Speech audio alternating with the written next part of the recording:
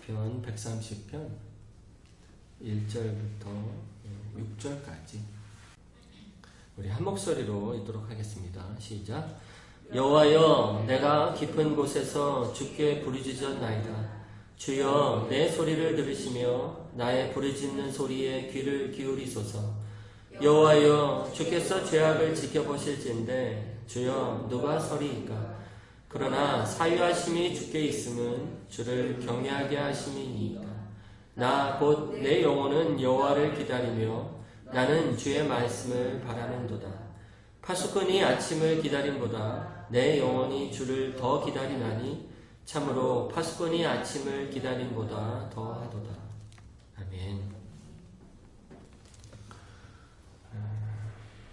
우리는 지금 시편 130편을 통해서 회개, 곧 자기의 죄를 하나님께 구하며 용서를 구하는 기도를 배우고 있습니다.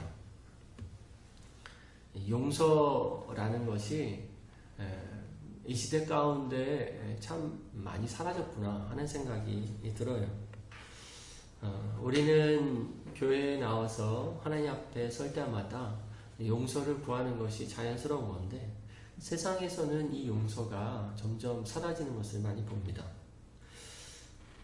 어떤 잘못을 했을 때 자기의 잘못을 인정을 해도 심지어 무릎을 꿇고 사죄해도 그 사죄를 잘 믿지를 않습니다. 그래서 앞에서는 용서를 구하겠지만 뒤에서는 저 사람이 딴소리를 할 거야 이렇게 생각하면서 법대로 하자 이렇게 얘기하는 경우들을 종종 듣게 됩니다. 이 세상 안에는 용서를 점점 발견하기 어려워지고 있다는 증거예요. 이 세상 가운데 우리가 살아갈 때 예수님을 믿는 그리스도인들조차도 내가 그러니까 용서를 하나님께 구하지만 과연 하나님께서 내 용서를 받아주실까? 내가 주님께 회개하면서 이렇게 엎드리지만 과연 나를 이렇게 안아주실까? 이것에 대해서 의심할 수밖에 없는 그런 상황이 있습니다. 그러니까 회개해도 늘 마음이 무거운 거예요. 지난주에 우리가 말씀을 3절과 4절을 살펴봤는데 이러한 의심이 시편 기자에게도 있었던 것을 보게 됩니다. 3절에 여호와여, 주께서 죄악을 지켜보실진데 주여 누가 서리이까? 정말로 주님께서 죄악을 다 이렇게 살펴보시고 지켜보시면 누가 그 앞에서 떳떳하게 설 수 있을 수 있겠습니까? 이렇게 탄식하고 있는 것을 봐요. 그 하나님의 거룩하심이 이 시편 기자 가운데는 어려움이 됐고 지난주에 두 가지 더 일반적으로 그리스도인들이 겪고 있는 자기의 용서가 하나님께 받아들여질 것을 의심하게 되는 어떤 내용들 두 가지를 얘기했죠. 이 율법의 엄격함 그리고 그 양심, 우리의 양심이 과연 내가 용서를 받을 수 있을까? 이것을 이렇게 어렵게 한다고 얘기했습니다. 오직 십자가의 복음만이 이 용서를 받을 유일한 길입니다. 우리는 이것을 통해서 하나님께서 자비로우신 아버지로 바뀌고 율법은 주님께서 다 성취한 것으로 변하고 예수님의 피가 우리의 더럽혀진 양심을 씻겨주신다는 것을 이렇게 믿게 됩니다. 그래서 우리는 언제나 회개할 때 이 십자가의 대속, 예수님이 우리 죄를 대신해서 죽으셨다는 사실을 믿어야 해요. 그래서 용서는 느낌이 아닙니다. 용서는 믿음의 영역이에요. 믿음의 영역. 이 믿음이 십자가의 대속이 우리 안에서 믿어져야 용서가 나를 용서하신다라는 것을 믿어지게 되는 겁니다. 오늘 말씀은 이 회개에 대한, 이 용서에 대한 실제적인 내용을 다루고 있습니다. 회개를 통해 우리가 정말로 기대해야 할 것이 무엇인가? 또 하나는 우리는 과연 어떻게 회개해야 할 것인가? 이것을 오늘 본문이 말해주고 있다고 믿습니다. 먼저 여러분은 회개할 때 어떤 걸 기대합니까? 회개할 때 우리가 하나님 앞에 엎드리면서 회개할 때 어떤 걸 우리가 과연 기대할까요? 우리의 마음에 있는 이 고통, 죄로 인한 무거움, 이거를 덜어버리기를 기대하는 것이 아마 일반적인 우리의 본능에 속한 것이 아닌가 하는 생각이 들어요. 근데 우리가 시편을 통해서 정말 시편 기자가 기대했던 것이 무엇인가를 보고 우리가 정말 회개하면서 기대해야 할 것을 재조정해야 할 필요가 있다고 믿어요. 5절을 보면 시편 기자가 회개하면서 기다린 것들이 있는데 첫 번째로 자신의 영혼의 회복을 기대합니다. 5절에 보면 나 곧 내 영혼은 이러면서 기도하기 시작해요. 시편 기자는 자기의 영혼의 상태를 보게 된 겁니다. 죄로 인해서 자기 영혼이 어떤 상태예요? 거의 죽게 된 겁니다. 자기의 죽음과 같은 이 영혼, 이 절망적인 영혼의 회복을 바라면서 하나님께 나아가는 거예요. 여러분, 죄는 죄의 결과로 말미암아 먹게 되는 죄의 열매, 이것뿐만 아니라 죄 자체는 우리 영혼에 치명적인 상처를 입히게 되어 있습니다. 근본적으로 죄는 우리 영혼을 망가뜨려요. 죄는 영혼의 평강을 빼앗고 죄는 영혼을 혼란스럽게 합니다. 이전에 알았다고 생각하는 것을 의심하게 만들어요. 결국 죄는 우리의 영혼을 피폐하게 만들어요.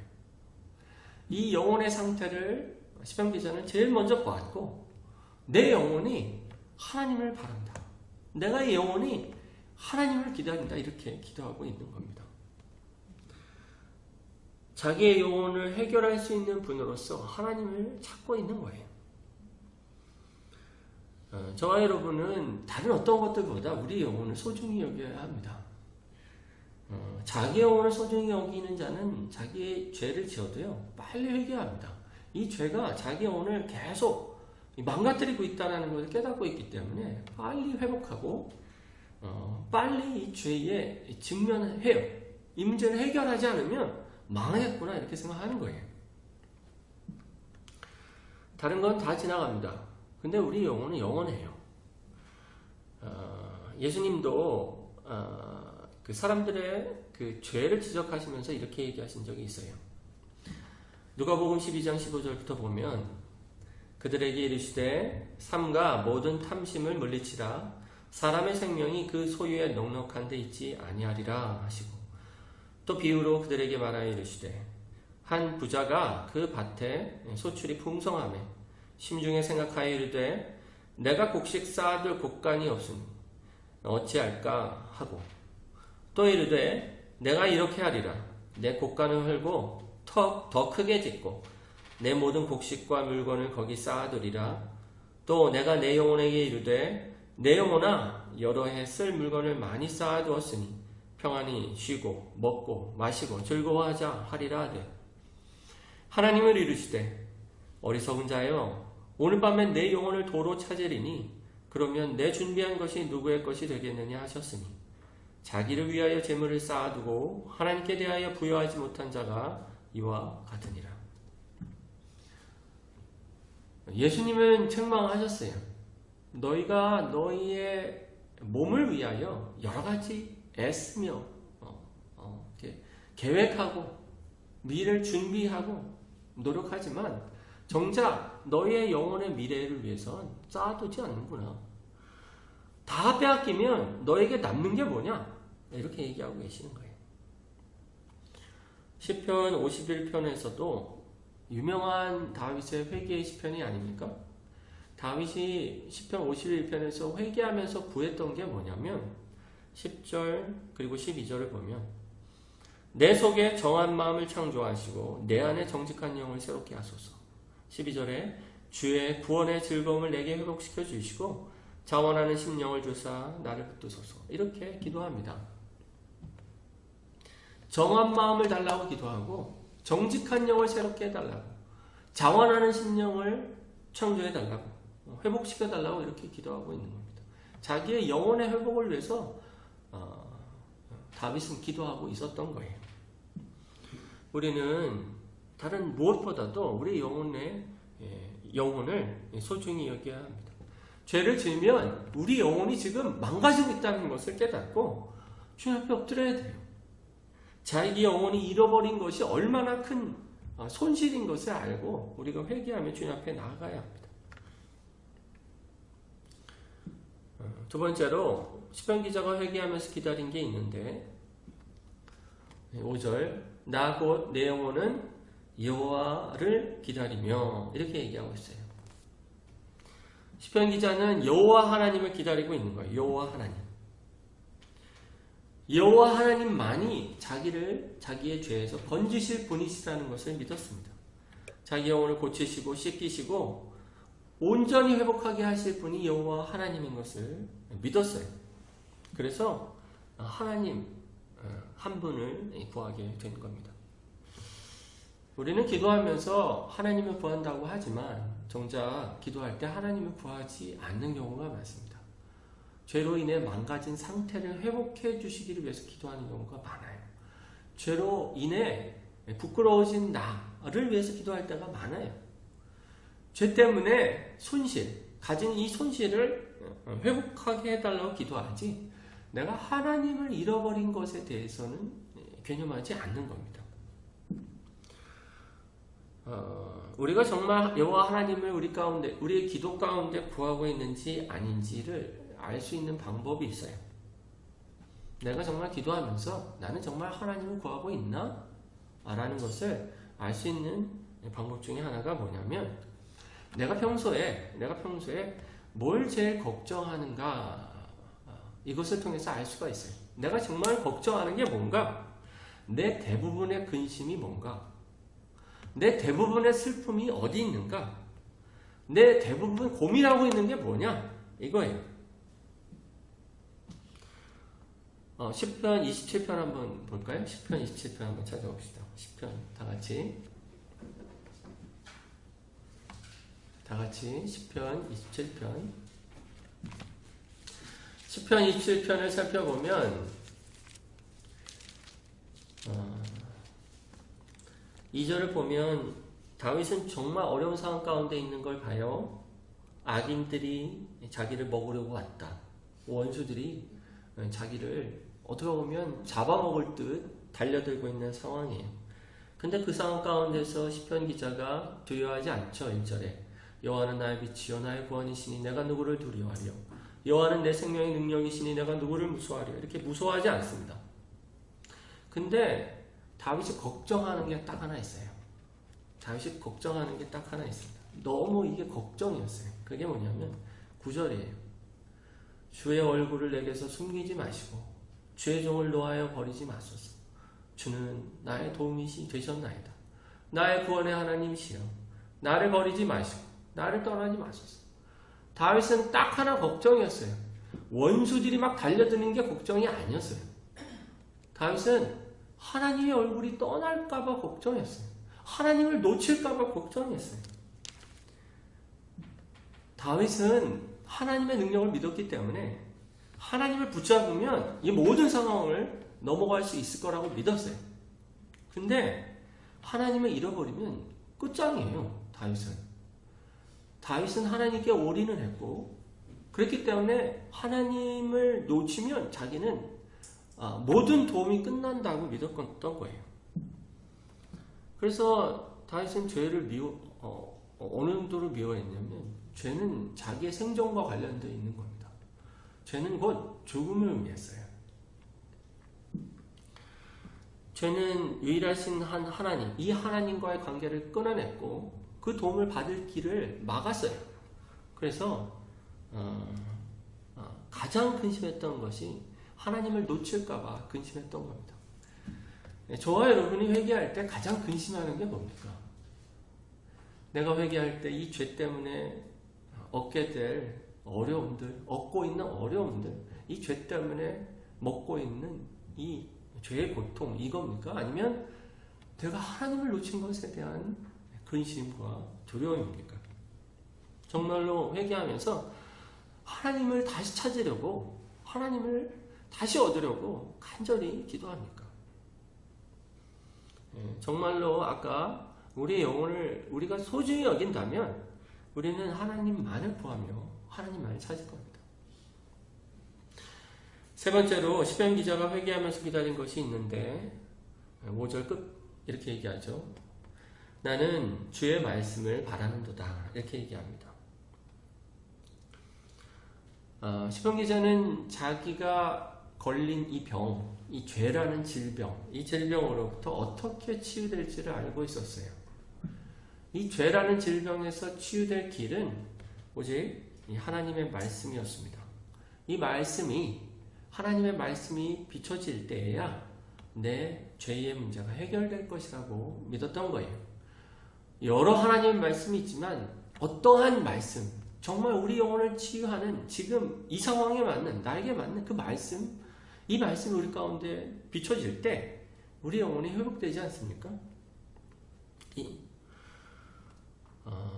죄의 결과는 하나님의 말씀이 잘 들리지 않는 결과를 낳아요. 그래서 죄를 지으면 하나님의 말씀이 잘 안 들린다고 그랬죠. 하나님의 말씀이 이전처럼 달콤하지가 않습니다. 다 들었던 말씀으로 들리게 해요. 죄를 지으면 하나님의 말씀이 더 나아가서는 죄가 길어지면 하나님의 말씀이 냉소적이 됩니다. 여러분 놀라셔야 돼요. 하나님의 말씀을 비아냥거리고 있는 자기 자신을 볼 때 놀라셔야 돼요. 중증입니다. 중증이에요. 어떻게 꼭 그러나? 꼭 이래야 되나?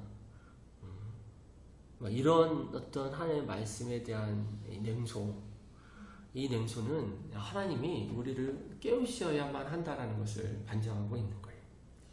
여기서 우리의 회개가 중요합니다. 회개가 이걸 돌이키게 해요. 우리의 죄를 고백할 때 하나님께서 주시는 축복 중에 축복은 하나님의 말씀이 들리는 겁니다. 은혜롭게 들리는 거예요. 몰랐는데 하나님의 말씀이 환하게 들리기 시작해요. 이게 회개의 축복 중에 축복이에요. 여러분, 하나님의 말씀은 우리의 지성에 의해서 들리는 게 아닙니다. 똑똑한 사람이 하나님의 말씀을 이해하는 게 아닙니다. 하나님의 말씀은 세상 지식과 다르기 때문에 그래요. 하나님의 말씀은 영적인 지식이어서 성령에 의해서 들립니다. 성령이 깨닫게 하셔야 들립니다. 이 말은 하나님과 우리가 올바른 관계 가운데 있어야만 하나님의 말씀이 들린다는 거예요. 우리는 하나님 말씀을 통해 하나님을 발견합니다. 하나님 말씀을 통해 우리를 책망하시는 책망의 소리도 듣고 하나님 말씀을 통해서 우리의 죄의 실상을 깊이 보게 하고 정말 그것을 고통 가운데 회개하게 그 죄를 가지고 하나님께 나아가도록 하게 합니다. 하나님 말씀을 통해서 우리는 우리의 영혼을 안심시키는 주님의 위로를 듣습니다. 하나님 말씀을 통해서 우리가 흔들리지 않도록 우리를 굳세게 하시는 하나님의 약속의 말씀을 듣는 거예요. 말씀을 통해서 우리의 영혼을 고침받게 되는데 우리가 우리 스스로 우리 자신을 고치려는 모든 노력을 내려놓고 하나님 말씀을 바라는 이 시편 기자의 기도를 해야 합니다. 하나님은 그 영광을 그 말씀에 두셨어요. 특별히 예수 그리스도의 십자가의 복음에 그 영광을 두셨습니다. 고린도후서 4장 4절에 보면 그리스도의 영광의 복음의 광채 이렇게 얘기하고 있어요.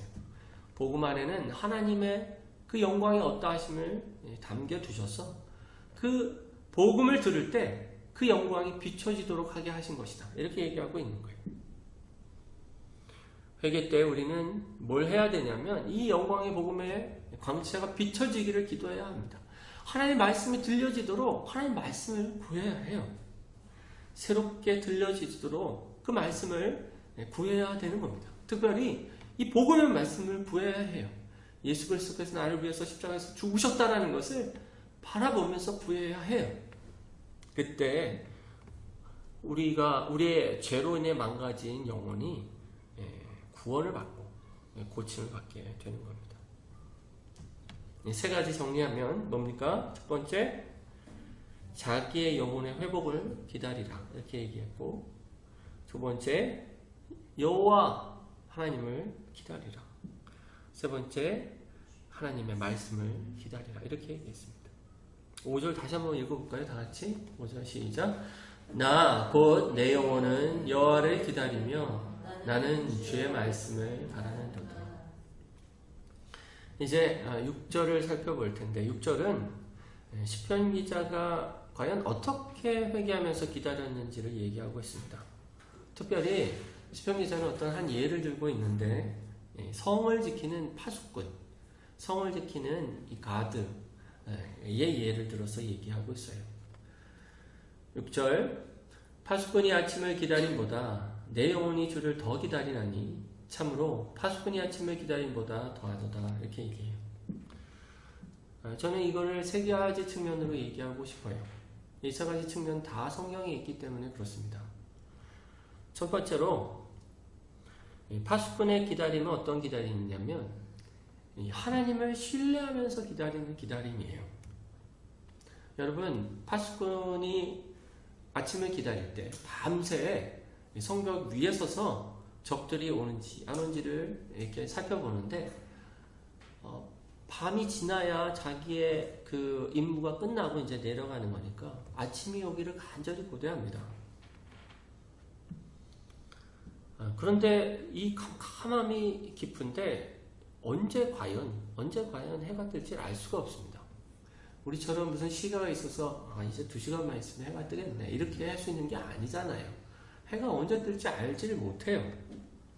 근데 파수꾼은 확신하는 겁니다. 동이 틀 거야. 이걸 확신하고 있는 거예요.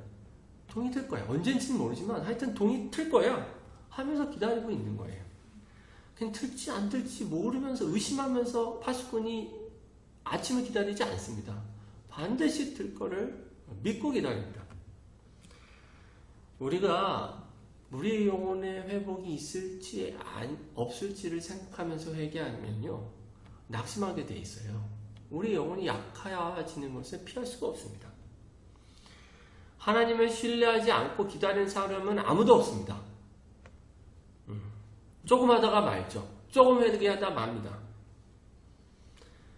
우리가 하나님께서 반드시 우리의 기도를 들으셔서 응답하신다는 것을 믿어야 파수꾼이 아침을 기다린 것처럼 신뢰해야 우리가 끝까지 주님을 바랄 수가 있는 겁니다. 빌립보서 1장 6절 너희 안에서 착한 일을 시작하신 이가 그리스도 예수의 날까지 이루실 줄을 우리는 확신하노라. 하나님은 사실 우리를 이끌고 계세요. 하나님은 지금 우리를 돕고 계십니다. 자기 자녀들의 기도를 듣고 계세요. 그래서 우리는 없는 거, 될지 안 될지를 모르는 걸 구하고 있는 게 절대로 아니에요. 이미 주신 거. 이것을 찾고 있는 겁니다. 이것을 두드리고 또 찾고 또 찾는 거예요. 그러면 반드시 찾게 될 것이다 라고 약속하신 주님이 계신 겁니다. 우리가 우리의 영혼의 회복을 기도하면 반드시 회복을 주실 겁니다.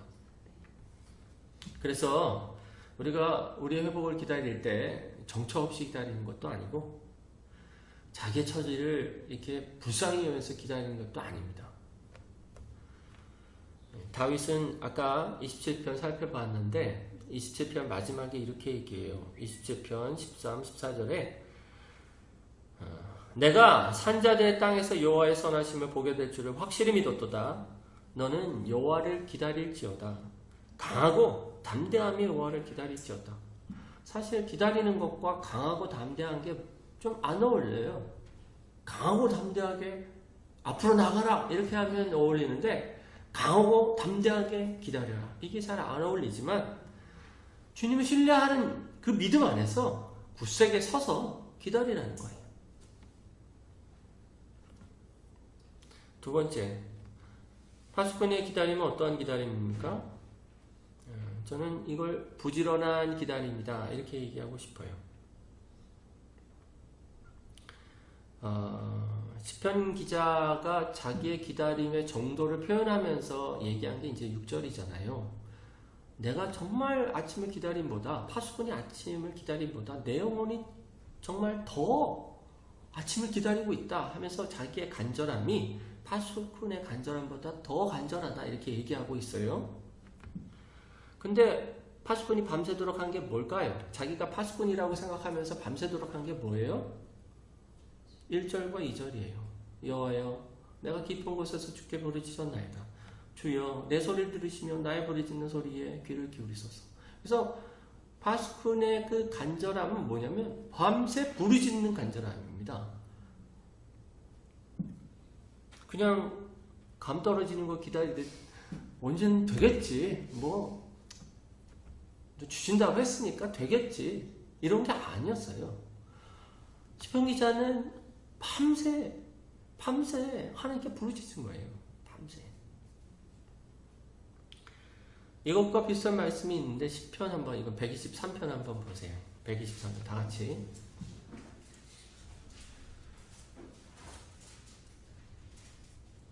(4절) 한번 다 같이 읽어볼까요? 시작. 성전에 123편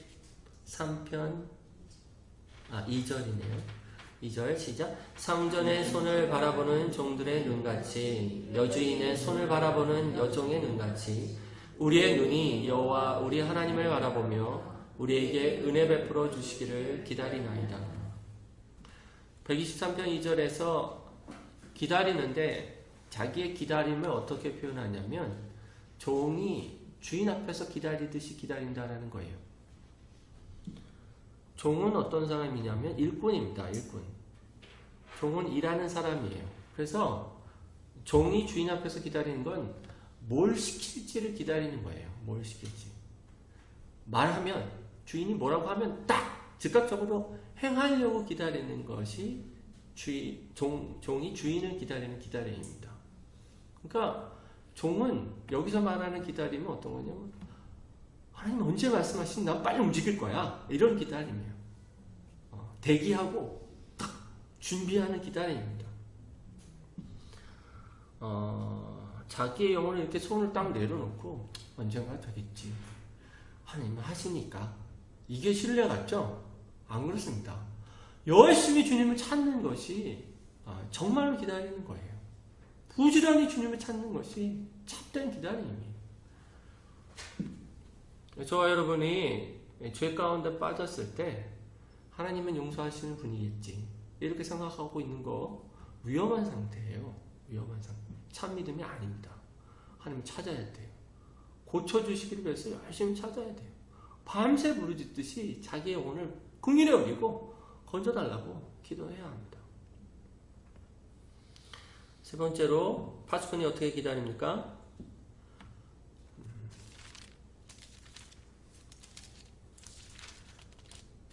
잠잠히 기다려요. 저는 파수꾼의 기다림을 잠잠한 기다림이라고 얘기하고 싶어요. 왜 그러냐면 파수꾼은 알았습니다. 자기가 간절히 이렇게 아침이 오기를 기다리지만 내가 간절히 바란다고 아침이 빨리 온다고 생각하지는 않았을 거예요. 막 열심히 간절히 구하면 조금 아침이 당겨질 것이라고 믿었던 파수꾼은 없었습니다. 그냥 간절히 바랄 뿐이에요. 때가 되면 아침이 올 겁니다. 여기서 잠잠히 기다리라 라는 것과 부지런히 기다리라 라는 것과 이렇게 대치되는 게 아닙니다. 잠잠히 기다리라는 것은 서두르지 않는 거예요. 다급하게 기다리지 않는 걸 얘기하는 겁니다. 잠잠히 기다리는 것은. 파수꾼은 자기의 간절함이 아침을 그렇게 당겨올 수 없다고 믿은 것처럼 우리는 우리의 회복이 우리의 간절함에 의해서 빨리 온다고 믿고 하나님께 기도하는 것은 아닙니다. 우리의 회복의 주권이 어디에 있습니까? 하나님께 있어요. 하나님은 하나님의 때에 우리를 회복시키실 거예요. 그렇기 때문에 우리는 그때까지 잠잠히 기다려야 돼요. 예레미야가 3장 24절에서 26절을 보면 내 심령에 이르기를 여호와는 나의 기업이시니 그러므로 내가 그를 바라리라 하도다. 기다리는 자들에게나 구하는 영혼들에게 여호와는 선하시도다. 사람이 여호와의 구원을 바라고 잠잠히 기다림이 좋도다. 우리가 우리의 영혼의 문제 때문에, 우리가 우리의 죄 때문에 고통스러워해서 주님 앞에 기도하면 마음이 급해지기 마련입니다.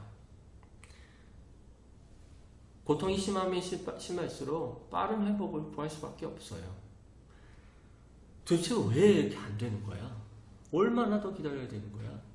이렇게 불평할 수도 있을지 모르겠어요. 때로는 하나님을 협박할 수도 있어요. 내가 언제까지 안 되면 저 주님 떠날 겁니다. 이렇게 하나님을 협박하기도 하죠. 화가 나서 막 하나님 앞에. 근데 하나님은 하나님의 때가 있어요. 그리고 그 때에 우리를 회복하게 하십니다.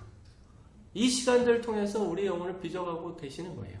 이 죄로 인한 쓴맛을 통해서 여러분 죄를 짓고도 빨리 회복이 되면 그 다음에 또 어떻게 하게 되겠어요? 죄로 빨리 돌아가겠죠. 이렇게 빨리 회복이 된단 말이야? 빨리 죄 짓고 빨리 이렇게 회복하면 되겠네. 근데 죄를 짓고 나서 고통이 심하면요 이를 갑니다. 다음부터 내가 이 죄를 짓나 봐라. 정말 내가 몰라도 이제는 내가 절대로 안 질 거야. 이렇게 이를 갈아요. 그 죄로 돌아가지 않게 됩니다. 그래서 하나님은 우리가 그 죄를 미워할 때까지 이 죄 속에서 어떻게 보면 일정 기간 어렵게 하시는 것 같아요. 주님의 뜻을 우리가 어떻게 알겠습니까? 하지만 이런 결과를 빚어내는 것을 통해서 어렴풋이 이걸 알게 되는 것 같아요. 하지만 분명한 건 회복의 때는 우리의 생각과 다르다는 거예요. 그때까지 우리는 그 회복을 기다려야 해요. 기다려야 돼요. 잠잠히 기다려야 합니다. 네, 말씀을 읽겠습니다. 네, 죄인들이 주님 앞에 회개할 때 하나님이 이 회개를 저는 기뻐하신다고 믿어요. 우리가 회개하며 주님 앞에 나갈 때마다 주님 우리를 기뻐하십니다. 우리가 엎드려서 우리의 죄를 고백하고 돌이킬 때 주님은 기뻐하세요. 그리고 하나님이 우리를 기뻐하시잖아요. 그리고 우리는 구원될 겁니다. 민수기 14장 8절에 보면 여호와께서 우리를 기뻐하시면 우리를 그 땅으로 인도하여 들이시고 그 땅을 우리에게 주시리라. 이스라엘 백성들 가운데 목표는 하나님이 우리를 기뻐하시는 그런 백성이 되는가? 우리가 정말 하나님의 기쁨이 되는 건가? 이것이 목표였어요. 그러면 나머지 거는 다 약속된 겁니다. 약속된 거예요. 하나님을 신뢰하면서 담대히 기다리십시오. 부지런히 하나님을 찾으면서 기다리세요. 언제 응답이 될지 우리가 모르지만 잠잠히 그리고 끝까지 기다립시오. 여호와 앞에 기도하면서 그렇게 기다리시는 우리 교회 식구들 다 되기를 주의 이름으로 축원합니다. 기도하겠습니다.